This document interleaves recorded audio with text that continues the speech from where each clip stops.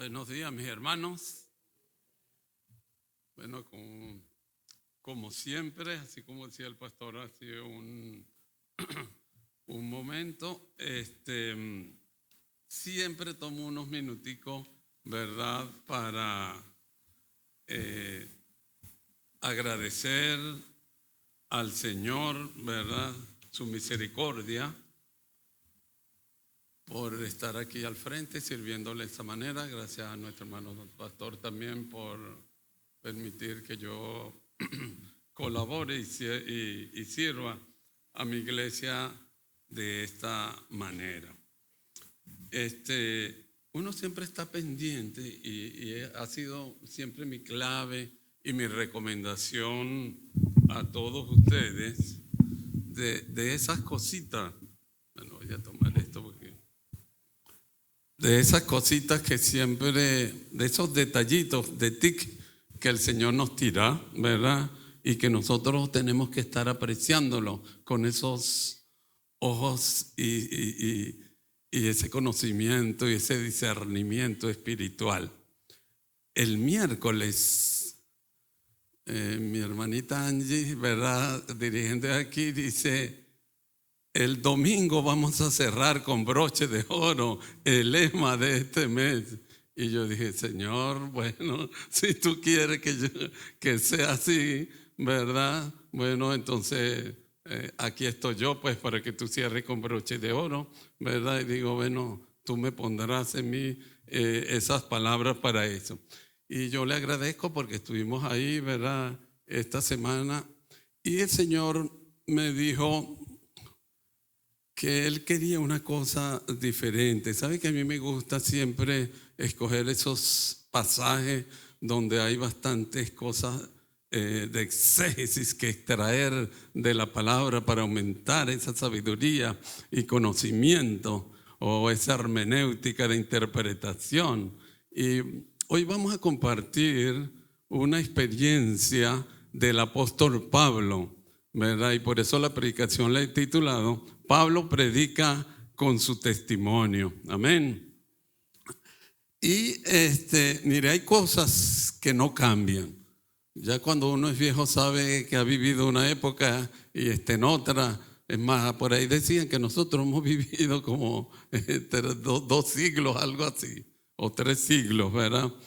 Por la experiencia de los que ya tenemos ciertos añitos. Y el testimonio es una de las cosas que no cambian.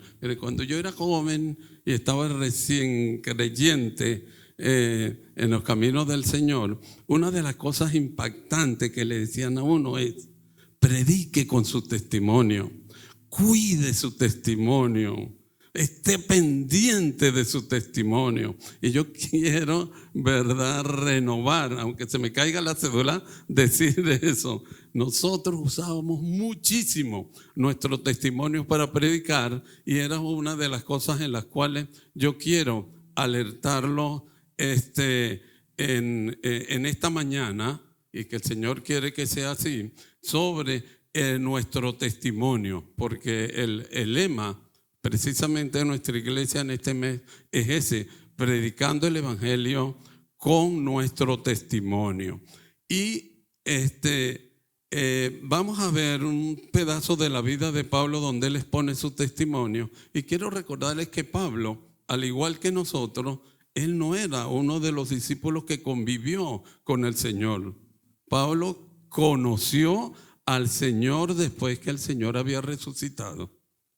Estaba después, ¿verdad? Igual que nosotros, que lo hemos conocido después. Y entonces vamos a ver cómo Pablo resalta la importancia de su testimonio como elemento fundamental de su predicación. Mire, yo era uno de los que creía que no había un método específico, y sé que no lo hay, para predicar. Por eso ustedes han visto las 4 leyes, el cubo, etcétera, de los que tanto la hermana Adis como Douglas nos ponen siempre en alerta. Y esta semana yo dije: oye, ¿verdad? Pablo usa su testimonio como un método para predicar y para evangelizar. Ok, entonces vamos a leer, la lectura es un poquito larga, pero la predicación espero que no sea porque es una experiencia. Vamos a buscar en Hechos 26 y vamos a estar leyendo, dice recortarlo lo más que pude, del versículo 4 al versículo 18. En Reina Valera, ¿verdad? Hechos capítulo 26. Dice así: mi vida pues desde mi juventud, la cual desde el principio pasé en mi nación, en Jerusalén, la conocen todos los judíos, los cuales también saben que yo desde el principio, y si quieren testificarlo, conforme a la más rigurosa secta de nuestra religión, viví fariseo. Y ahora, por la esperanza de la promesa que hizo Dios a nuestros padres, soy llamado a juicio. Promesa cuyo cumplimiento esperan que han de alcanzar nuestras 12 tribus, sirviendo constantemente a Dios de día y de noche. Por esta esperanza, oh rey Agripa, soy acusado por los judíos.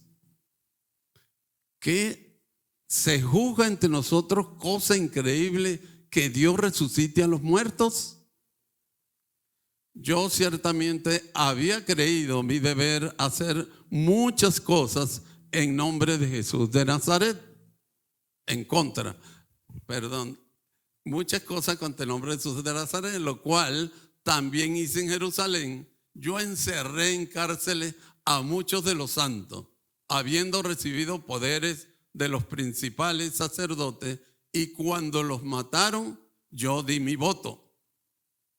Muchas veces, castigándolos en toda la sinagoga, los forcé a blasfemar, y enfurecido sobremanera contra ellos, los perseguí hasta en las ciudades extranjeras. Ocupado en esto, iba yo a Damasco con poderes y en comisión de los principales sacerdotes, cuando a mediodía, oh rey, yendo por el camino, vi una luz del cielo que sobrepasaba el resplandor del sol, la cual me rodeó a mí y a los que iban conmigo. Y habiendo caído todos nosotros en tierra, oí una voz que me hablaba y decía en lengua hebrea: Saulo, Saulo, ¿por qué me persigues? Dura cosa te es dar coces contra el aguijón. Yo entonces dije: ¿quién eres, Señor? Y el Señor dijo: yo soy Jesús a quien tú persigues. Pero levántate y ponte sobre tus pies, porque para esto he aparecido a ti, para ponerte por ministro y testigo de las cosas que has visto y aquella en que me apareceré a ti, librándote de tu pueblo y de los gentiles a quienes ahora te envío, para que abras sus ojos, para que se conviertan de las tinieblas a la luz y de la potestad de Satanás a Dios, para que reciban por la fe que es en mí perdón de pecado y herencia entre los santificados. Que el Señor bendiga su palabra. Oremos. Padre, una vez más te expreso mi gracia, mi gratitud eterna, porque por tu misericordia infinita. Gracias, Señor, porque quiero que preparemos nuestros corazones por tu Santo Espíritu para que entendamos la importancia de la predicación y de nuestro testimonio delante de los demás. Te lo ruego, te lo pido, ¿verdad? En el sagrado nombre de tu amado Jesucristo. Amén. Ok, entonces saben que siempre yo comienzo con un contexto para que nos ubiquemos dónde estamos. Pablo había sido detenido, estaba preso porque iba a ser juzgado, denunciado por los judíos, y él había pedido que se le juzgara como ciudadano romano ante el emperador César, de tal forma que el gobernador de esa época, que era Festo, lo tenía bajo su custodia, ya había visto su caso, no había conseguido que tenía razones por las cuales podía ser juzgado y mucho menos fusilado o ir a la muerte. Los abogados aquí entenderán mucho eso. Y en esos días el rey Agripa había ido con Berenice a la ciudad de Cesarea, que era donde estaba Pablo detenido, y Festo, el gobernador, le había dicho, cónchale, le dice, mire, tengo aquí un caso de un ciudadano romano que está siendo acusado por los judíos y quieren que yo ordene su muerte, pero no le consigo. Y él pide que sea llevado al emperador y por lo tanto él tenía que hacer un informe de la situación de Pablo y le estaba pidiendo la opinión a Agripa, y Agripa el rey le dijo, bueno, yo quisiera oír a ese preso. El rey Agripa, si nosotros para ubicarnos también en contexto, el bisabuelo de ese rey Agripa era el que había dado la orden de matar a los niños cuando nació Jesús. El abuelo fue el que decapitó a Juan el Bautista, y el papá de ese Agripa fue el que había mandado a fusilar a Jacobo, a Santiago, el primer mártir, ¿verdad?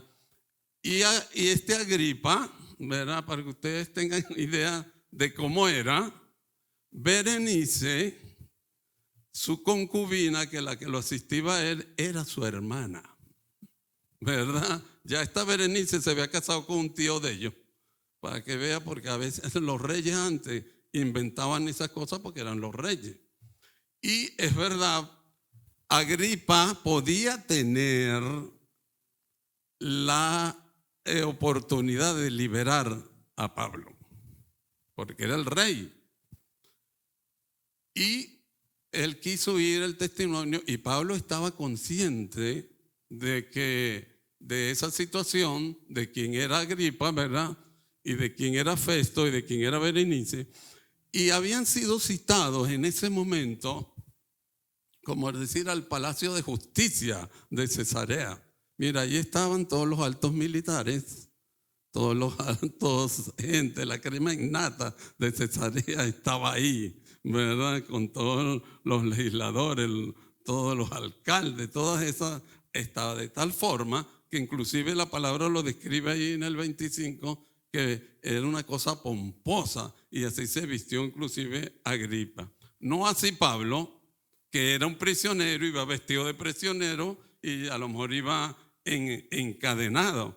Y entonces, esa era la situación de la cual Pablo estaba. Si buscamos en el versículo 2, vamos a conseguir una cosa interesante, ¿verdad? Pablo estaba consciente de que él era un prisionero, estaba consciente de que tenía una audiencia, porque no iba a ser un juicio, donde podía tratar de conseguir del rey Agripa una oportunidad para que lo liberaran. Y fíjense cómo dice el versículo 2. Me tengo por dichoso, oh rey Agripa, que haya de defenderme hoy delante de ti de todas las cosas de que soy acusado por los judíos.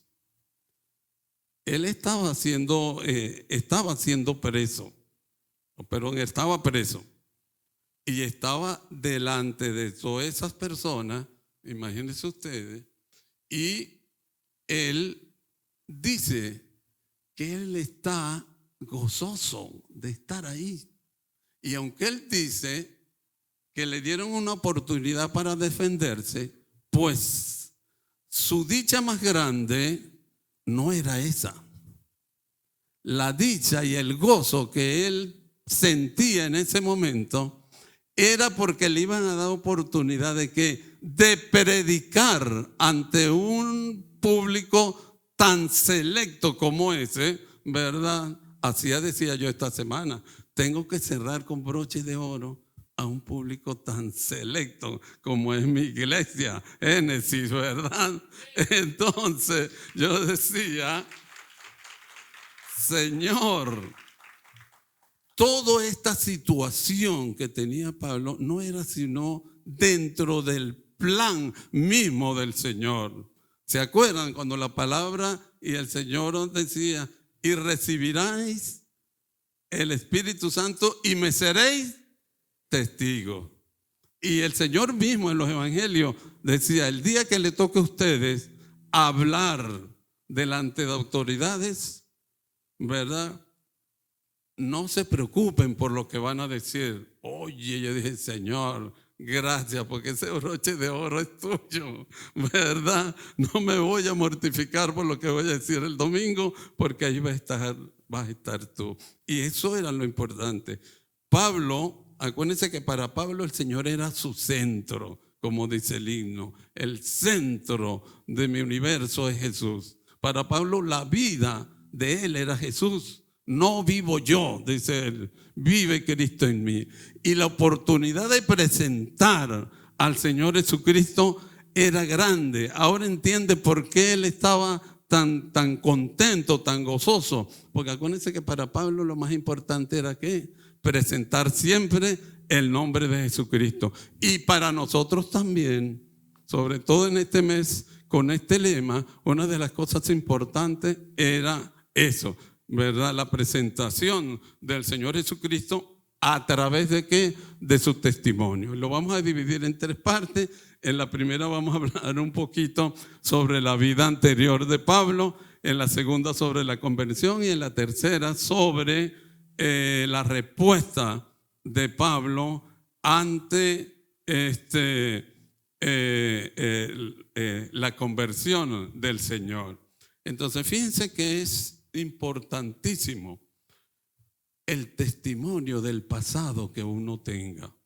Usted dirá, oye, que a veces no es muy bonito. Yo entiendo que cada quien ha tenido aquí un pasado particular, pero es parte de la estrategia que utilizó el apóstol Pablo cuando iba a predicar con su testimonio de saber que había una vida, como le dije, que éramos igual a él, en el sentido de que Pablo llevaba una vida antes de conocer al Señor y después una vida después de conocer al Señor, y todo podemos dar testimonio de que era así y de que es importante. ¿Para qué? Para que nosotros podamos mostrar el contraste de la vida que llevábamos antes con la gracia y el poder de lo que el Señor hizo en nosotros para poderlo mostrar a los demás. Amén. Entonces eso es una de las cosas importantes y quiero que nos ubiquemos también en este sentido. La conversión de Pablo está relatada en el capítulo 9 de Hechos, y 17 capítulos después, como este, en el 26, es que Pablo está haciendo referencia por tercera vez, poniendo su testimonio como metodología de evangelización. Y entonces, ¿verdad? Es importante eso, nosotros verlo desde el presente, como éramos ahorita. Si tuviéramos que hacer, como pudimos hacer ayer, ayer sábado cuando salimos a predicar, poner parte de nuestro testimonio, testificarle a la gente de lo que Dios ha hecho en nosotros, que es un buen elemento. No digo, para que no se me malentienda, que el único método de predicación sea nuestro testimonio, pero está reseñado aquí en la palabra como una de las cosas por las cuales nosotros podemos llegarle a los demás es a través de nuestro testimonio. Y entonces uno lo va a relatar desde esta posición, desde 16 de estos 17 versículos posteriores a la conversión. Entonces Pablo reseña, ¿verdad?, cómo era su vida antes. Y para que el público que estaba ahí presente viera lo que Dios, por su gracia y por su misericordia, había hecho en él, ¿verdad? Y es parte de lo que nosotros a veces ofrecemos. Y entonces uno dice, cónchale, él va a ilustrar su predicación con la obra de Cristo en su vida. No lo iba a dejar a un lado. Y uno pudiera decir, bueno, ¿y cuál era la vida que llevaba Pablo por la cual tenía que arrepentirse? Y decir, porque nosotros podemos decir muchas cosas de cómo nosotros éramos y lo que somos, ¿verdad? Acuérdense que una vez en mi tiempo, cuando yo era joven, había un programa en la televisión que decía así: es que yo antes era y ahora no soy, ¿verdad? Y entonces eso es también lo que nosotros vamos a poner en práctica. Entonces uno dice, ¿qué era Pablo? Y fíjense que Pablo lo dice después de esos tanto tiempo que había pasado, de esos 17 capítulos después de su conversión, y dice, mire, es que yo era judío, es que yo era fariseo. Y él reseña ahí, es la secta más rigurosa que había en ese entonces, entre los saduceos, no sé, todo eso, ¿verdad? Era una de las más fuertes, de tal forma de que Pablo llevaba una vida demasiado recta y demasiado conforme a la ley de la cual pertenecía. O sea, no podíamos decir que Pablo era un corrupto, no. Que Pablo manejaba mal los fondos, no. Que Pablo era un mentiroso, no. O sea, no era eso lo que él tenía que decir. Que Pablo estaba en inmoralidad sexual, no. No, o sea, guardaba su ley de una manera tal. Acuérdense que él lo dice en otra parte de la palabra: de fariseos yo el primero, de los que guardaban la ley yo el primero. Todas esas cosas decía él, ¿verdad? Y entonces uno pregunta, bueno, ¿y de qué entonces tenía que arrepentirse Pablo? A veces no es fácil. Mire, mi mamá y mi papá, si me hubiesen podido meter a un convento donde dieran medicina, me metían, porque no querían que yo me contaminara con nada. Le decía a mis dos hermanos mayores, cuidado, llevan a Naín para fiesta. Cuidado, le dan a Naín a probar un poquito de alcohol. Cuidado, ustedes son capaces de darle una de ese poco de novia que ustedes tienen a Naín. No me querían que yo, ¿verdad? Ni bailara, ni fumara, ni bailara pegadito, como dice la gente, ¿verdad? Entonces, oye, sin embargo, no crean, yo me escapaba con mis hermanos, no crean que fuera que era así. Y no tomaba ni hacía nada para que no me descubrieran en mi casa. No llevaba a la novia tampoco para mi casa como mis hermanos, ¿verdad? Y entonces trataba de mostrar delante de mi papá y mi mamá que yo de verdad llevaba esa vida correcta que ellos querían para complacerlo y para que ni me regañaran ni me echaran esas palizas que le echaban a mis hermanos, ¿verdad? Y entonces, pero sí tenía algo que después vamos a ver de lo que Pablo hacía, que lo vamos a conseguir a partir del versículo 9. Fíjense que él decía, yo ciertamente había creído mi deber hacer muchas cosas en contra del nombre de Jesús de Nazaret.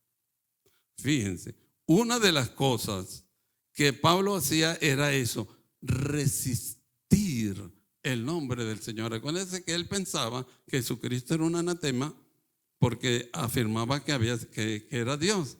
Y él sabía que Jesucristo ya había muerto, lo habían enterrado y él no aceptaba la resurrección, ¿verdad? Entonces, él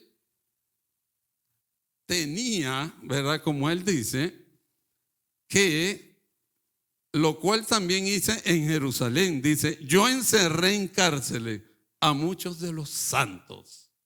Es lo que él hacía. Habiendo recibido poderes de los principales. O sea que Pablo, ya en aquella época existía la palabra empoderamiento. Pablo estaba empoderado por las autoridades para hacer todas esas cosas. Decía, mire, y cuando los mataban, yo daba mi voto. Y quiero que se ubique un momentico en el sentido de que Pablo está hablando su testimonio después. No crean que él está siendo orgulloso de lo que está diciendo, sino que lo estaba poniendo así. No, ahora yo no lo decía, pero en la intención era judío. Y por eso ustedes saben cómo una de las resistencias de Pablo en los judíos. Por eso es que César Vidal es antijudío, ¿verdad? Pues de esos nuevos teólogos que nosotros tenemos. Bueno, Pablo era así, lo decía. Y yo era fariseo, lo decía, pero sintiendo de que de verdad estaba haciendo una cosa mal hecha, igual como decía aquí, ¿verdad? Me oponía, los perseguía, daba mi voto, ¿verdad? Tirando su piedrita como hacían antes a favor de que hasta los mataran. Decía, a veces los castigaba para que ellos blasfemaran de su fe. Y enfurecido, una de las cosas que él hablaba, esa ira, esa rabia, ¿verdad? Está confesándolo allí, no solamente ante el rey Agripa, ante todo el público que había y ante todo el mundo, porque acuérdense que esta palabra está abierta para todo el mundo, ¿verdad? Sobremanera. Y decía, no solamente aquí, hasta en las ciudades extranjeras, ¿verdad? Yo hacía eso. Entonces fíjense cómo era el pecado de Pablo. Resistía aún con los poderes que le daban en ese momento, porque él ocupaba parte del Sanedrín de esa época y había sido formado de una manera que él se había conseguido esos puestos. Y yo estoy convencido de que él, cuando regresara en su viaje de Damasco, iba a ocupar el puesto del sumo sacerdote, porque estaba haciendo esas cosas para eso. Inclusive discutió con Gamaliel eso, ¿verdad? Entonces, eso era, ¿verdad?, lo que él hacía. Y en mi época, cuando cuando yo era joven, pues uno de los pecados que estaba siendo conocido a nivel mundial era porque mis compañeros y mi juventud estaban probando la marihuana, ¿verdad? Como algo, un elemento nuevo, ¿verdad? Cuando venían los artistas aquí en el Carabobo, en la plaza de torno de la inauguración, cerca de eso venía un cantante que no hace mucho murió, que era Santana, el de la guitarra, ¿verdad? Y hasta los policías vendían marihuana porque querían que era algo bueno para la celebración de la avenida de Santana, ¿verdad? Y yo pues no estaba con eso, pero sí tenía algo. Todas mis franelas tenían un Che Guevara pintado en la espalda, ¿verdad? Y esa era mi pasión, la revolución, ¿verdad? Yo opinaba así como decía el libro de Carlos Mar, El Capital: la religión es la droga o el opio del pueblo. Y entonces yo también perseguía como Pablo. Decía, Dios mío, ¿cómo es posible que hayan evangélicos? Esa gente son unos tarados, ¿verdad? No, todas esas cosas de las cuales era esa en mi época, ¿verdad? Y entonces ustedes podían decir, y si le preguntaban a mi mamá y mi papá, iban a decir que yo era un angelito prácticamente de comportamiento.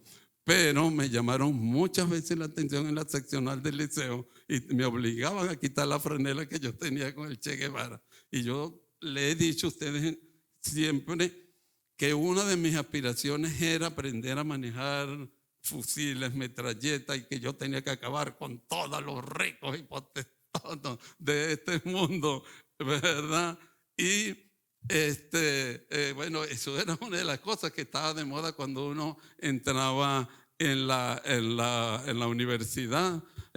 Había habido un acontecimiento religioso importante, ¿verdad? Que el cardenal, oye, se me fue el nombre, ¿verdad? Había un padre, un sacerdote, que había dejado los hábitos y se había pasado a la revolución, ¿verdad? Entonces, todo el mundo lo tenía, y las canciones de Ali Primera en esa época lo adoraban, ese tipo de cosas. Entonces, fíjense lo importante que uno dice, cónchale, ¿cómo es posible? Si lo digo yo, y yo me imagino que Pablo también, que yo anduviera en esas cosas. Para mí, en ese tiempo, como decía Pablo, era mi deber, decía Pablo, ir en contra de las cosas del Señor. Pero él lo dice, oye, ¿cómo es posible? Era lo que quería, que el rey Agripa y los demás vieran lo que significaba eso. Bueno, en la segunda parte vamos a ver la conversión de Pablo. La palabra conversión es otra palabra así tan vieja como testimonio, como pecado, por ejemplo, pero no debe pasar de moda, porque nosotros no debemos tener pena de decir, somos unos convertidos. Pero la palabra conversión viene de completo, y y versión de versus. Es completamente en contra de lo que hacíamos antes. Un giro de 180 grados de lo que hacíamos antes y de lo que vamos a hacer ahora, porque había un elemento nuevo que era la presencia de Dios en nuestras vidas. Amén.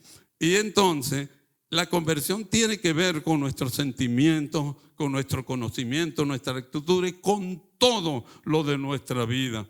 Y es importante de que la conversión está dentro del plan de Dios. Es una palabra que no va a pasar ni pasará, ¿verdad? Porque nosotros sabemos que pasará el cielo y tierra, pero esta palabra no pasará. Y conversión está dentro del plan de Dios. O sea, convertirse, y que la iglesia a quien Dios le dio esa gran comisión de ahí de Mateo 28 no es más eso. Tenemos que convertir y tenemos que salir a convertir. Mire, yo se lo estoy diciendo así como una especie de cariñito, pero ayer Douglas estaba un poquito fuerte cuando apenas habíamos 12 aquí para salir a predicar, ¿verdad? Porque él decía, pero si yo lo anuncié y es una responsabilidad, decía él, de toda la congregación. Y es verdad, Dios le dio esa comisión a la iglesia y a nosotros, de que nosotros somos los que tenemos que salir a convertir, así como nosotros fuimos una vez convertidos, ¿verdad? Y que tenemos que llevar esa palabra de conversión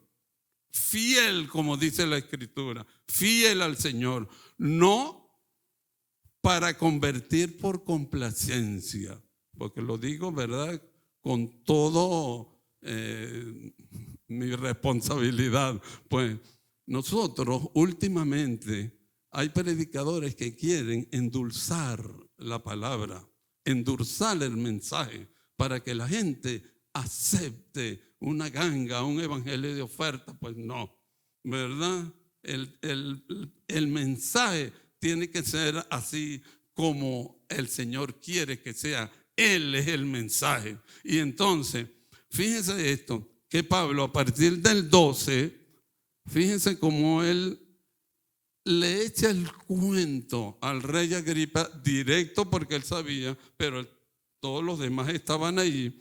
Y él dice cómo él fue convertido, ¿verdad?, por el Señor. Y les voy a decir una cosa importante. Pablo estaba corriendo el riesgo de que dijeran que él estaba loco, y es verdad que lo dijeron. Pablo, los muchos estudios te han enloquecido.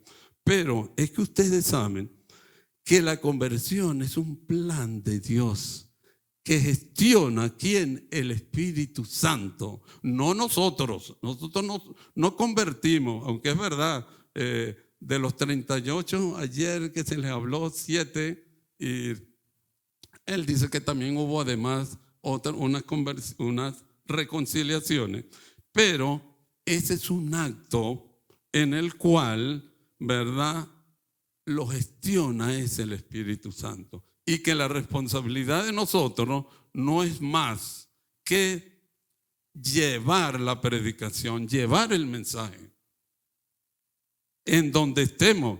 Fíjense que Pablo vio la oportunidad en ese momento, y es verdad que uno dice, Pablo dijo, Pablo explicó, Pablo habló, pero en el fondo estaba el Espíritu Santo actuando en Pablo. No se nos puede olvidar, porque es verdad, nosotros en las predicaciones asumimos que todos sabemos que esa actuación de Pablo estaba regida por el Espíritu, y no lo decimos. Entonces nosotros creemos que de verdad la vida cristiana es una vida donde nosotros hacemos el esfuerzo solamente y Dios no. Pero es así, es nuestra parte que hacemos una cosa y Dios que hace la otra. Entonces, Pablo dice, mira, yo estaba empoderado por los sacerdotes y en una comisión para ir a Damasco y se les presentó el Señor. Y fíjense, para que ustedes vean, lo que ocurrió en Pablo ocurrió en todos nosotros, aunque no nos hemos dado cuenta. Fue una cosa espiritual sobrenatural, porque todas las conversiones son sobrenaturales, son espirituales. Y yo quiero que en este momento nosotros realcemos nuestra autoestima espiritual de saber que en cada uno de nosotros ocurrió un hecho sobrenatural, que no se nos olvide, para que veamos lo importante que nosotros somos para Dios y que tenemos nosotros que seguir en eso, que no bajemos nuestra autoestima del amor que Dios puso en nosotros hasta que fue en una cruz a morir por nosotros. Amén. Y entonces, fíjense lo primero, cuando Pablo sabe que era el Señor Jesús, ¿por qué él lo cuenta ahora de esa manera? Porque él dice, Dios mío, se me apareció el muerto, ¿verdad? Porque para Pablo el Señor estaba muerto, enterrado y hasta ahí llegó, ¿verdad? Cuando Pablo entiende y dice, oye, el hombre resucitó, es un resucitado el que me está hablando, ¿verdad? Dejó su trono, porque nosotros ahora tenemos que entender eso. El Señor dejó el trono para venir a conseguirse con Pablo. Ya sabemos por eso que Él puede en cualquier momento dejar el trono como lo dejó por cada uno de nosotros. Como dice Apocalipsis, he aquí yo estoy a la puerta y llamo. A cada uno de nosotros, ¿verdad? Nos tocó la puerta de manera especial, de manera sobrenatural. Aunque hayamos oído un testimonio muy chévere, muy bonito, unas predicaciones demasiado lindas, pero tiene que ocurrir el hecho sobrenatural porque es Dios quien lo dispone. Y fíjense que era tanto que Pablo dice, me habló en hebreo para decir exactamente cómo, en qué lenguaje, porque el Señor hablaba en hebreo y Pablo, acuérdense que él manejaba bastantes idiomas y le habló en hebreo. Y se identificó para que Pablo entendiera todas las persecuciones, todas las cosas que hiciste contra ellos, las estabas haciendo contra mí. Para que vean cómo Dios se identifica con nosotros, cómo el Señor está ya intercediendo por la vida que nosotros cada uno llevamos. Y es importante eso. Si buscamos Hechos 16, ¿verdad? 13 y 14, Hechos 16. Dice, un día de reposo salimos fuera de la puerta, junto al río donde solía hacerse la oración, y sentándonos hablamos a las mujeres que se habían reunido. Entonces una mujer llamada Lidia, vendedora de púrpura de la ciudad de Tiatira, que adoraba a Dios, estaba oyendo, y el Señor abrió el corazón de ella para que estuviese atenta a lo que Pablo decía. Esta descripción siempre, así como Lucas nos tiene acostumbrados a describir las cosas. Ellos estaban fuera de la ciudad, habían ido para descansar y comían y oraban. Y decía que habían unas mujeres que adoraban a Dios. Fíjense lo interesante de eso. Lidia adoraba a Dios, pero Lidia adoraba a Dios con un desconocimiento que no sabía cómo era el Dios que ella adoraba. Oye, ¿sabe qué se me ocurrió a mí pensar? Señor, ¿y cuántos de nosotros no te adoramos en desconocimiento? En no tener esa experiencia diaria, íntima contigo. Pero lo adoramos, como decía. Y sin embargo, Fíjense, Lidia tuvo ese encuentro sobrenatural que dice, ¿verdad? Que el Señor ¿qué? Abrió su corazón. Así es. Cuando nosotros tuvimos, ¿verdad?, nuestra experiencia, y por eso es que nosotros nos rogamos porque sea el Espíritu que nos prepare nuestros corazones al momento de recibir y nos va a seguir preparándonos para seguir recibiendo la presencia del Señor en nuestras vidas. Amén. Entonces, es importante saber lo que hemos pasado por conversión, como todos ustedes y otros, ¿verdad?, que como yo hemos pasado por reconciliación. Por eso le decía a Douglas, oye Douglas, explícame, ¿verdad? Porque me llamó la atención y era que a veces uno, ¿verdad?, después de su conversión puede tener una reconciliación y otro día podemos hablar de eso. Y entonces, pero lo importante es saber cómo es un hecho sobrenatural para nosotros podernos convertirnos. Y era lo que Pablo estaba tratando de que el rey Agripa supiera y todos los demás que estaban ahí, que era un hecho sobrenatural, porque él estaba ahora testiguando que el Señor había resucitado porque se lo había conseguido y había hablado con él. Entonces vamos a ver ahora, en tercer lugar, la respuesta de Pablo. Ya esta es la última parte, la respuesta de Pablo a partir del versículo 16, ¿verdad?, de Hechos 26. Y entonces dice, pero levántate y ponte sobre tus pies, porque para esto he aparecido ante ti. Fíjense cómo el Señor apareció. Y el Señor tiene sus miles maneras de aparecer. Igual que nosotros, conscientes o inconscientes, el Señor aquí está presente en este momento en medio nuestro. Amén. De esa manera especial. ¿Cómo lo hace? Bueno, no sabemos. Pero en todas las congregaciones, en ese momento que estén haciendo su culto de alabanza y adoración, ahí está el Señor presente. Y nosotros somos testigos de eso, ¿verdad? Y entonces Él le dice, ¿verdad?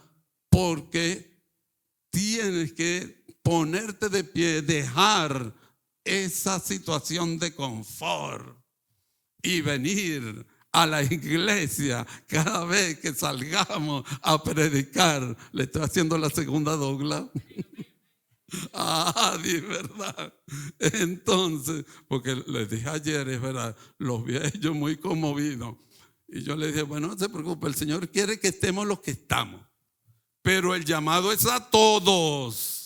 Es a todos. Yo no lo entendía. Yo era uno de los que decía, oye, nosotros tenemos distintas funciones. Unos siembran, otros riegan para que crezca. Y yo decía, yo me siento identificado con regar y con dar mis clases para crecimiento. Pero no es yo con eso no puedo decir que mi responsabilidad es esa. Y yo puedo salir a predicar, entonces yo también salgo. Y se lo dije a Douglas, confieso que tenía más de 35 años que no salía a predicar desde la vez pasada, ¿verdad? Y yo decía, bueno, Señor, gracias, mientras tú me digas, levántate, deja esa posición de confort y ven, ¿verdad? Y nosotros tenemos que dejar en cierta medida esa comodidad que a veces nosotros tenemos. Y fíjense que le dice, porque quiero ponerte como ministro,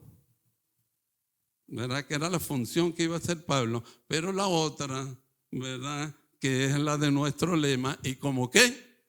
Y testigo, dice, de las cosas que has visto, que era ese encuentro que había tenido, y por eso él lo estaba diciendo a los hermanos, a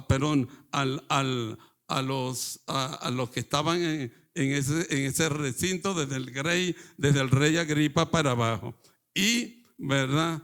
Porque necesito, ¿verdad?, que tú testimonies de estas cosas y de aquellas que me seguiré apareciendo en ti. ¿Se acuerdan? Cuando una vez le prohibió que no podía ir a Macedonia y el Señor se le presentó a Pablo. No es porque era Pablo, es porque el Señor quiere ser así.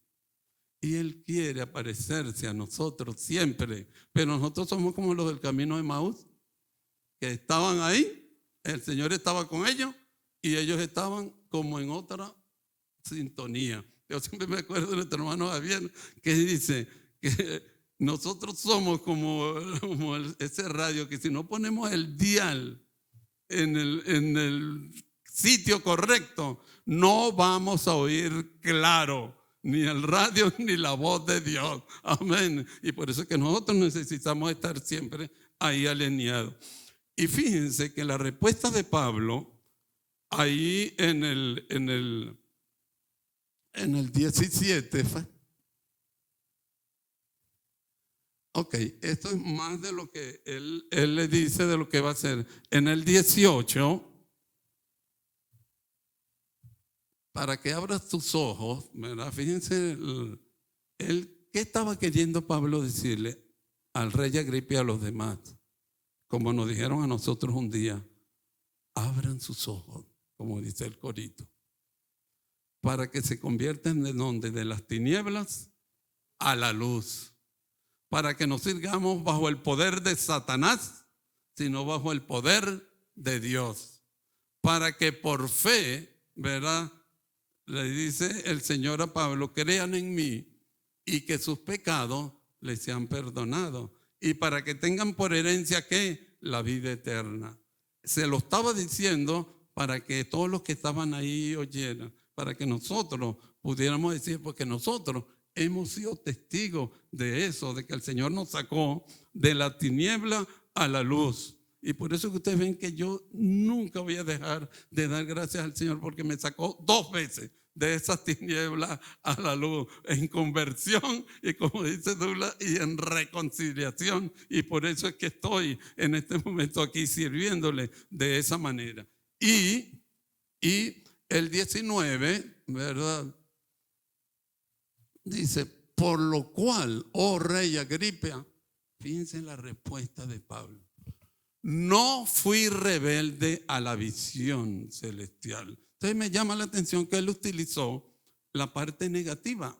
Él pudo haber dicho, yo fui obediente, ¿verdad?, a la presencia de Dios, porque él quería que el rey Agripa y los demás procedieran a que ante esa elocuencia dada por el Espíritu Santo en ese momento en Pablo, ¿verdad?, ellos dijeran que no fueran rebeldes, ¿verdad?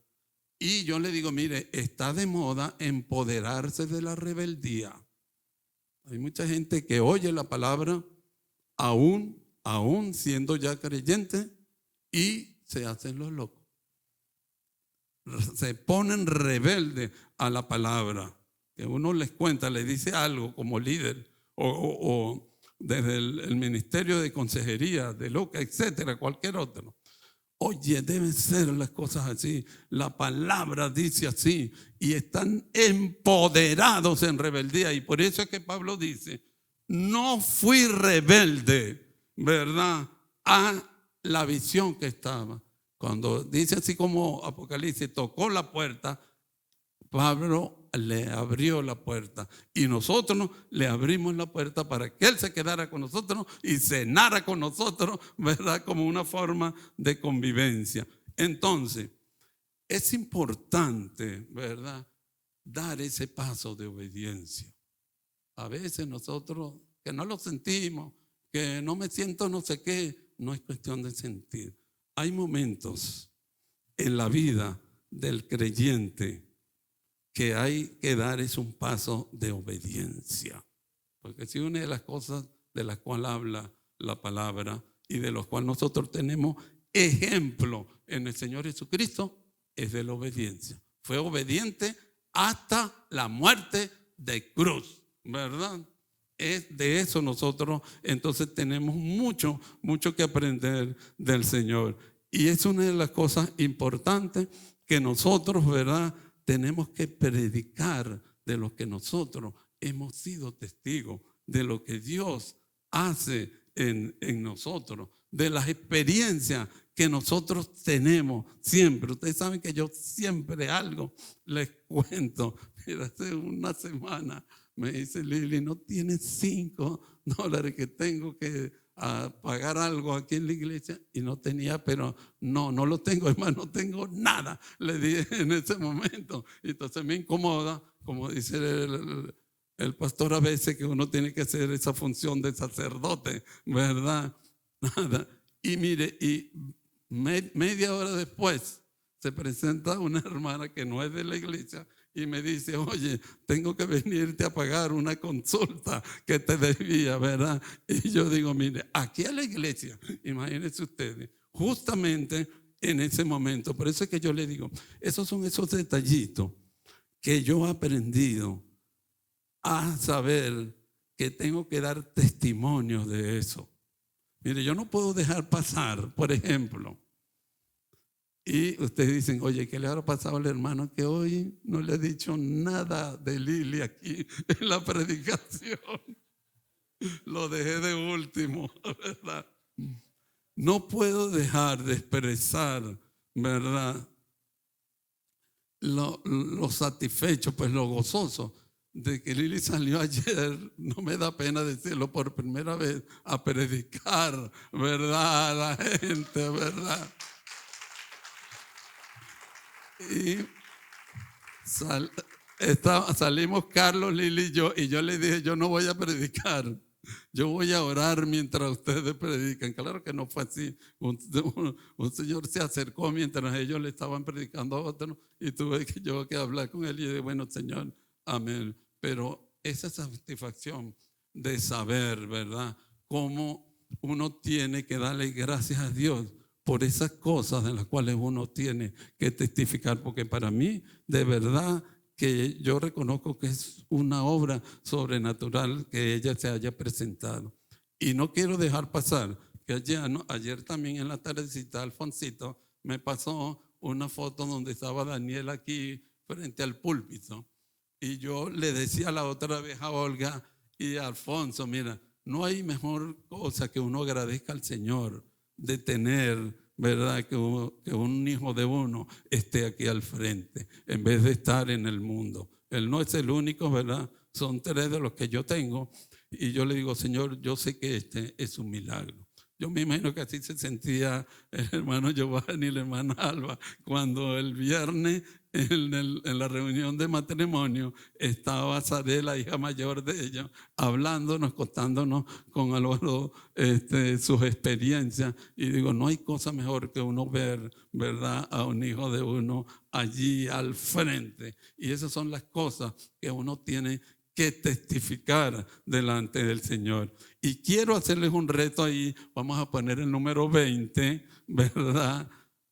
Un reto final.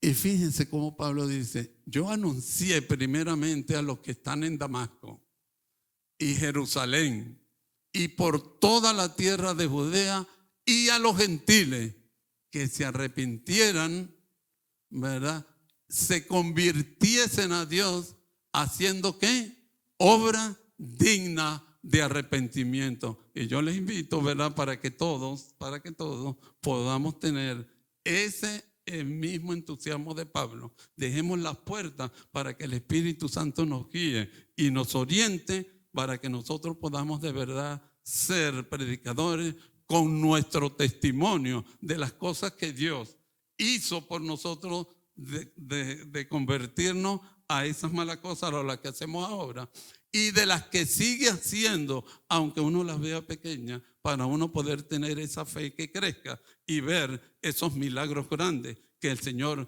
tiene preparado para nosotros aquí en nuestra iglesia. Amén. Oremos.